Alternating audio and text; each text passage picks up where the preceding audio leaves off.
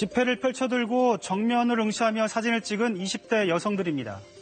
돈을 들었다는 것 외에는 그저 평범하게 보이는 사진들인데요. 알고 보니까 이 돈은 사채업자들로부터 빌린 돈이었고 이 사진은 담보물이었습니다.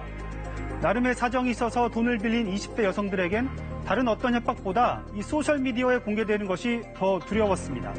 이 때문에 이들은 불법 대부업체로부터 적게는 300%, 최고 1000%가 넘는 터무니없는 이자를 내고도 사채업자들의 협박에 숨죽여야 했습니다.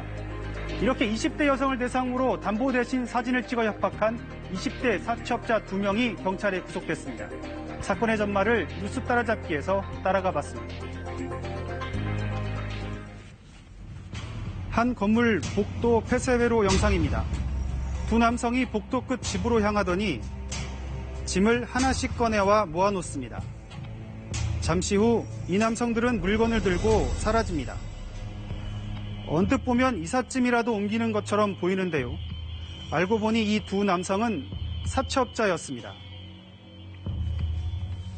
그 여성 채무자가 대부분을 연체를 하게 되자 그 주거지를 방문을 해서 집안에 있는 어류들을 가지고 나오면서 주거지에 있는 옷 한 벌하고 구두 2켤레만 남겨놓고 나중에 대부분을 변제를 하면 돌려주겠다고. 경찰이 악질적인 사채업자가 있다는 제보를 받은 건 지난해 12월. 연락을 취해온 피해자는 혹시나 보복을 당하진 않을까 두려움에 떨고 있었습니다. 보안이 두려워서 또는 보복을 당할까 두려워서 이 신고를 제대로 못하는 거죠. 우리도 이 사건을 할 때에는 그 피해자 한 사람으로부터 제보를 받고 사건이 진행이 된 겁니다. 제보를 받은 경찰은 피해자와 만나는 현장을 급습해 이모 씨와 강모 씨를 검거했습니다. 대법 위반으로 해서 아까 그 현장에서 체포됐고 변호사 선임하시고.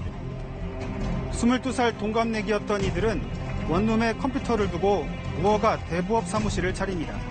이들은 전단지와 소셜미디어를 통해 대출받을 사람들을 모았습니다. 주로 20대 초반의 여성들이 고객이었습니다. 경제활동을 하지 않는 사람의 경우에는 금융권에서 대출을 받거나 돈을 융통하기가 힘이 듭니다. 그렇기 때문에 이제 그 사람들이 주로 이용을 하게 되고 특히 여성들을 상대로 한 것은 그런 협박이나 이런 것들이 잘 먹히고 돈을 회수하는데 용이성 때문에 그렇다고 봅니다. 경제적 능력도 대출의 경험도 없는 20대 여성들은 업자의 감언이설에 속아 불법 사채에 발을 들였습니다. 잠깐만 쓰고 쉽게 갚을 수 있다고 생각했지만 사실은 헤어날 수 없는 늪에 빠진 격이었습니다. 매일 조금씩 이자를 갚아 나갔지만 원금은 줄어들 기미가 보이지 않았습니다. 예를 들어서 100만 원을 빌리면 선이자 20%, 20만 원을 뗍니다. 그리고 80만 원 실제 받는데 매일 만 원씩 해서 이거를 120만 원 정도를 갚게 되는 거죠. 선이자를 미리 떼고도 매일 얼마씩 갚는 방법으로 업자들은 적게는 연 300%, 많게는 1000%에 이르는 이자를 받아 챙겼습니다.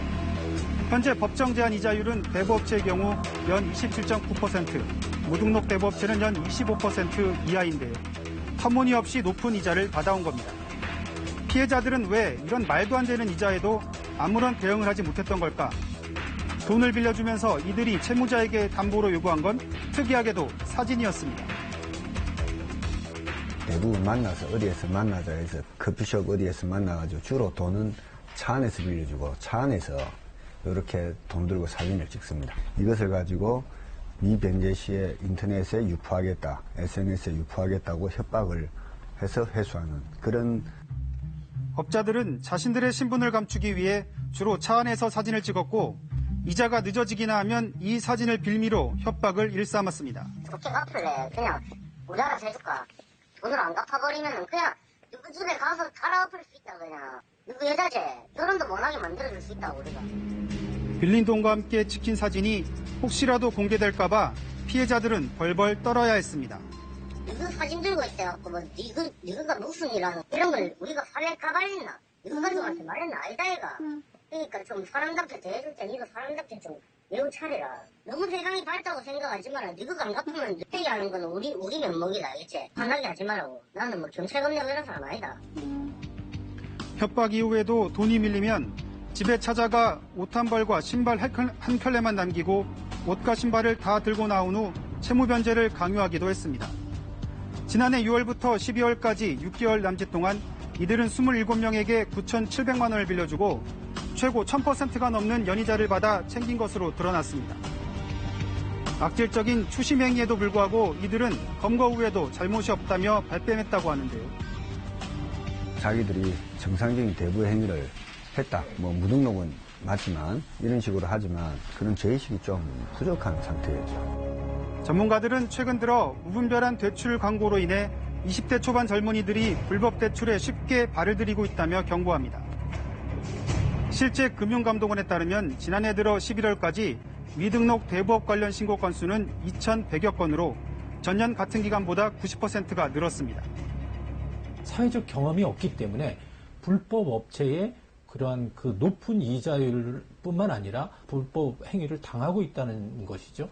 그러한 것들을 또 제대로 해결할 수 있는 능력이 없기 때문에 사회 문제가 될 수 있다고 봅니다.